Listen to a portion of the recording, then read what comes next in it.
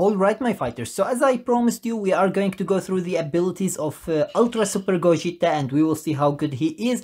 But before we start, I just wanted to let you know that our goal is to hit 8,000 subscribers before the end of the year 2021. So if you are new here and you want to help us to hit our goal in time, please do so by subscribing my channel and share the video with your friends. And if you enjoy the video, make sure to hit that like button.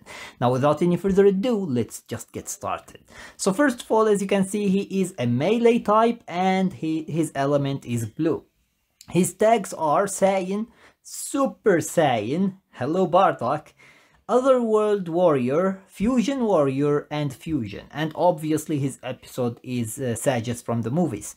Then his Z ability, plus 3% to tag Super Saiyan special move damage inflicted. So basically they want you to use him with Super Saiyans and then increase to tag Fusion Warrior or tag Saiyan based strike attack and defense during battle. If I am not mistaken, if I remember correctly from the reveal, it was actually 36% to strike attack and defense. So this is a pretty high number actually, if it is right. But anyways, they want you to use him actually with Super Saiyan who are Saiyan, or Super Saiyan who are Fusion Warriors. So this is what they want you mainly to use him on. Otherwise you can use him actually on Fusion Warriors and Saiyan's team and he is going to work pretty well. But that 3% extra special move damage is going to be pretty good as well actually. So it is an extra ability for his Z ability, so why not actually? It's pretty good. Anyways, his strike. He has actually blast armor on it, so basically he can go through your opponent's blast and basically hit the opponent without any problems. He restores ki by 5 every time he uses strike, basically allowing you to prolong your combo without any problems and without fearing your ki loss. So this is actually pretty broken in itself. Then we have his special move. He has a blast armor on it as well because he dashes forward towards the opponent. It's not just a Kamehameha.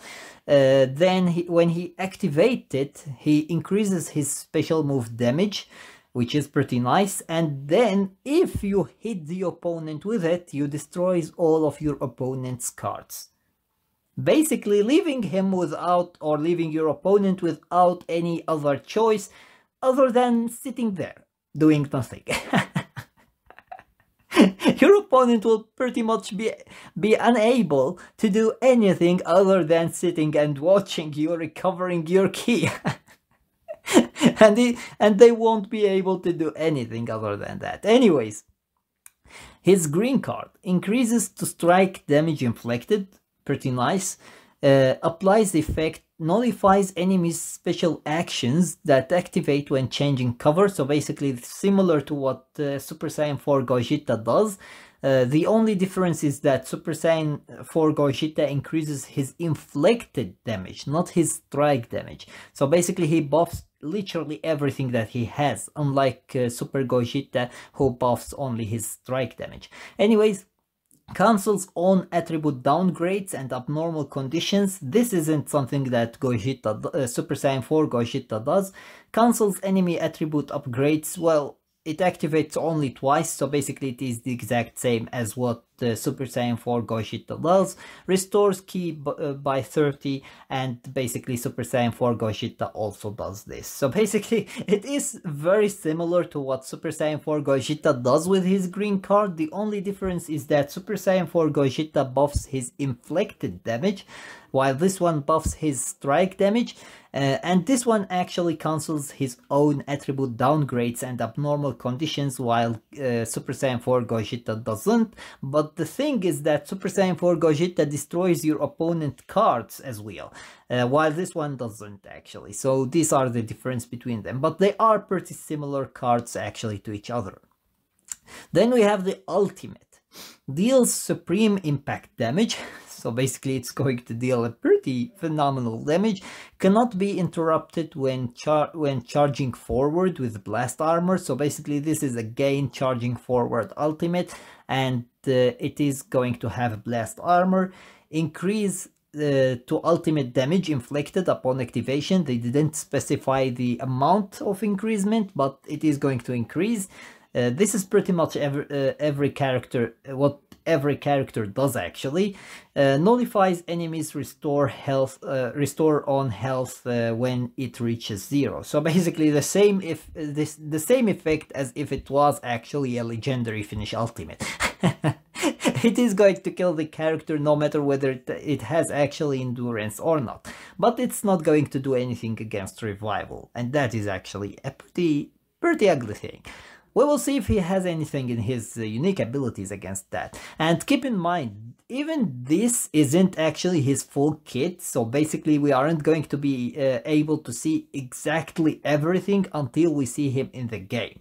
Other than that, everything is just, as Toshi said, in development, and they might change things here and there. Anyways, his main ability: randomly destroys one of your own cards and draws an ultimate arts card. This is actually one of the absolute best abilities that some characters has, and it's really nice that he has it as well. Restores health. This is always welcome. Restores ki, obviously, so that you can use your ultimate. Increases damage inflicted. This is very nice as well, but we will see how much it is going to increase, because he already has actually a pretty good amount of increasement, so we will see how much this is going to increase. So the activation conditions are actually 20 timer counts. Then we have his first unique ability, or his first and then a little bit of the second as well. The first one is literally just three rows, which are actually more than enough to completely just destroy everything. Plus 100% to damage inflicted, minus 50% to damage received, increases arts card draw speed by 1. Only that, just that. Right off the back, and no ability of them is cancelable. You can't cancel any of them. He just literally gets 100% permanent extra damage, minus 50% permanent damage, reduced damage received, and basically he increases his arts card draw speed by 1 forever. Permanent. It's just insane. This unique ability alone is more than enough to prove how broken he is actually. Then his second unique ability is a unique gouge. His unique gouge changes every time this character uses an arts card. Not changes, charges. My eyes, I can't even see now. Anyways, once the unique gouge is full, it restores it. Wow, amazing. It resets to 0 and applies the following effects to self. Draws special move arts card next, so basically he's going to just completely crush the opponent. Restores health by 15% and restores ki by 40, so he has somewhat permanent health restoration as well. Because his unique gouge can be actually activated multiple times, not only one time. Then plus 20% to damage inflicted, like if he need any more increased damage inflicted, reduces next damage sustained by 20%. It's just insane. Like seriously, man, this guy is just absolutely insane.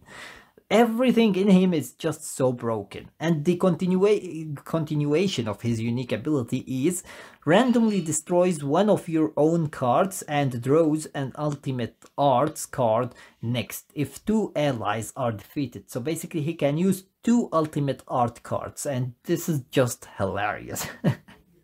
Just absolutely hilarious. Plus 20% to damage inflicted against tag powerful opponent or episodes sages from the movies. I guess it is very clear who they mean actually with sages from the movies. A certain character that is actually dominating PvP right now and they want to get rid of it. or at least reduce the usability of it against this guy. Then knocks enemy back if a special cover change is performed against strike arts attack, and if I am not mistaken it is actually comboable with a special move, which is just insane. Applies the following effects when this character enters the battlefield and there is a defeated battle member. Only when. It doesn't have to be both, but only when is more than enough to actually activate this. Inflicts all enemies with no switching. You are actually locked with this beast in this arena. And nullifies own unfavorable element factors. So basically he is actually a father-son Kamehameha Gohan, but with even better abilities here.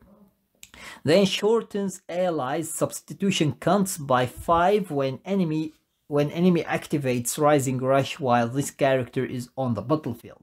So basically he can even save himself even if the allies has actually a high substitution count. Well, not higher than 5 at least, but if it is actually 5 or lower, he is going to be able to save himself from the Rising Rush by this ability. And this is just total insanity. Like he has literally everything in the book. Everything in the book except revival. Revival and endurance. Literally everything, and some new stuff as well. He wrote them himself in the book. Like, I really can't understand how broken he is going to be actually. It's just insane.